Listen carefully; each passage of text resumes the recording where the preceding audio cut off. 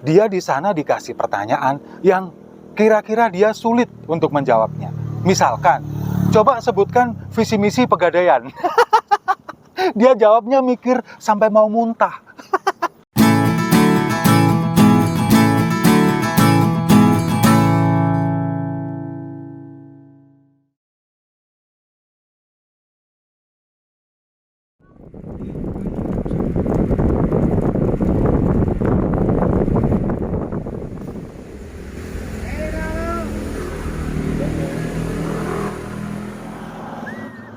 Salam damai untuk Indonesia, berjumpa lagi bersama saya, Papa Dimas. Info kali ini di suasana yang berbeda.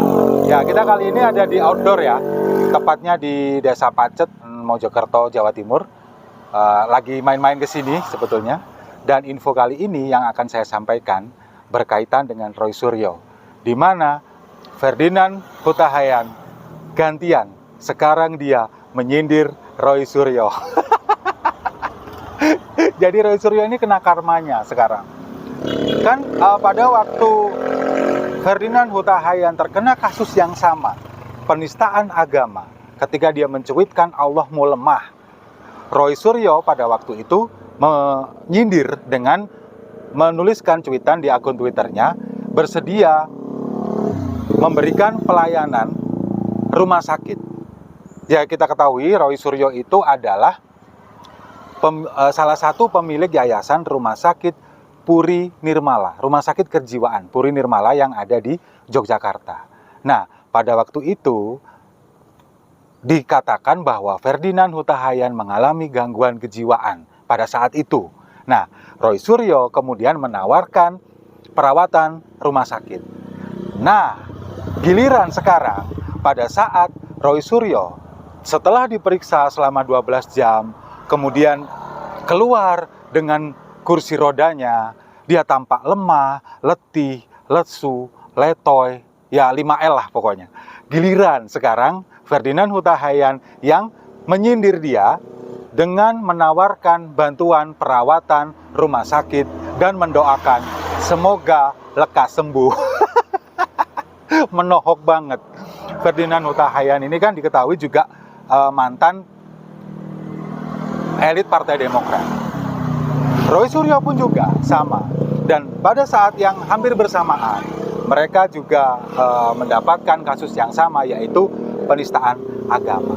Nah, kalau Roy Suryo sendiri ini memang dia terkenal sakti. Karena beberapa kali pemeriksaan, kemudian dia justru malah melaporkan pengunggah pertama, meminta perlindungan LPSK, bahwa seolah-olah dia terzolimi, playing victim. Tapi akhirnya pihak kepolisian memiliki pandangan lain dan dia layak distatuskan sebagai tersangka.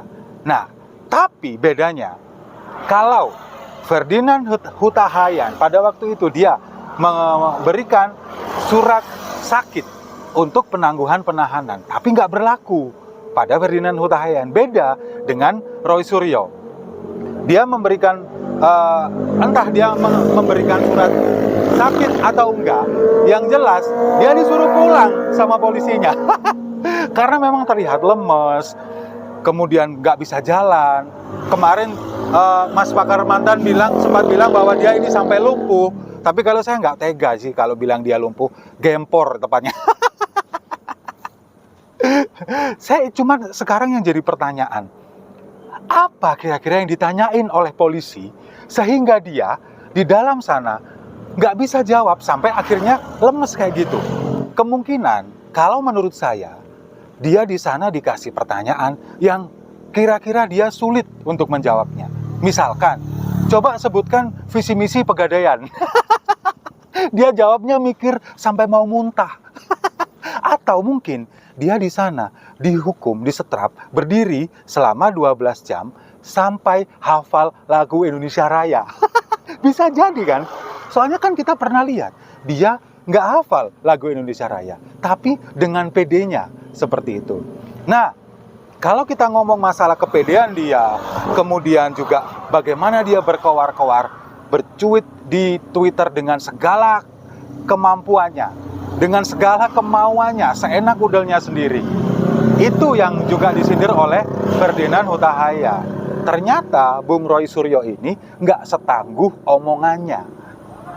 Bahkan salah satu tokoh nasional, Wali Kota Solo, Gibran Rakabuming Raka, di akun Twitternya juga tampak kaget begitu loh. Kenapa? Beliau sakit apa? Semoga lekas sembuh kalau seperti itu. Nah, kalau menurut saya ini memang sindiran dari seorang Gibran Rakabuming karena sudah berulang kali Roy Suryo ini menghina Presiden Jokowi, menghina keluarga Presiden. Tapi kita lihat bagaimana balasan seorang Gibran Rakabuming Raka. Dia justru malah mendoakan Roy Suryo segera lekas sembuh, meskipun dalam hatinya juga saya yakin semoga lekas nyeblung ini ke penjara. Dan kalau kita lihat Roy Suryo setelah keluar dari sana dengan lemes, kemudian bahkan sampai nggak bisa jalan, dibopong oleh pengacaranya dan juga beberapa rekan-rekannya masuk ke dalam mobil. Kita lihat perbedaannya jauh sekali berbanding terbalik dengan seorang Nikita Mirzani, seorang wanita yang begitu tangguh menghadapi kasusnya sendirian. Kita lihat bagaimana perlakuan polisi ketika menangkap dia di depan anaknya, di depan halaman parkir sebuah mal. Kita lihat bagaimana. Tapi dia menghadapi itu dengan gagah berani, dengan gagah perkasa, tanpa jaminan siapapun. Sehari semalam dia menjalani itu pemeriksaan, bahkan dia sempat tertidur bersama dengan anaknya di ruang pemeriksaan. Sehari semalam keluar dengan gagah berani, nggak pakai drama-drama. Dia bahkan mengucapkan terima kasih kepada pihak kepolisian yang menangguhkan penahanannya karena alasan kemanusiaan. Karena dia harus menghidupi 3 orang anak yang masih kecil, sedangkan dia single mother. Nah, kalau Roy Suryo, saya jadi geli gitu loh mau ngomongin Roy Suryo ini. Nggak tega saya lihatnya. Ya gimana ya? Dia ini dengan koar-koarnya seperti itu, cengengesannya, bagaimana kalau kita melihat dia senyum kemudian kumisnya bergetar, ya agak jijik-jijik gimana gitu ya.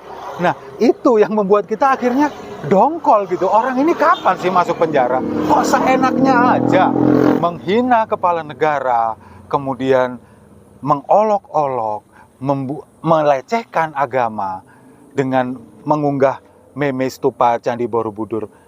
Kita sebetulnya juga kasihan. Saya pribadi kasihan sebetulnya lihat dia keluar di sana pakai kursi roda, pura-pura pingsan, kemudian juga nggak bisa jalan, harus dibopong. Sebetulnya kasihan, secara manusiawi kasihan. Tapi ya gimana ya lihatnya, dongkol juga. Akhirnya dalam hati kecil saya rasa no gitu loh. Ini adalah hasil yang kamu tuai karena perbuatanmu selama ini, yang selalu mengatakan semuanya dengan ambyar. Nah, sekarang hidupmu ke depannya bakal ambyar. Nah, sekarang tanggal 28 nanti Roy Suryo akan diperiksa lagi. Nah, kita lihat bagaimana nanti, drama apa lagi yang dimainkan. Atau pura-pura sakit seperti Setia Novanto, pura-pura kecelakaan misalkan, kemudian kepalanya benjol segede bakpao. Kita nggak tahu lagi. Yang jelas, saya mungkin sedikit berpesan kepada pihak kepolisian, hati-hati, kursi roda itu punya siapa? Jangan sampai nanti dibawa pulang. Saya rasa itu, terima kasih sudah menyimak. Jangan lupa like, komen, dan subscribe. Salam damai untuk Indonesia.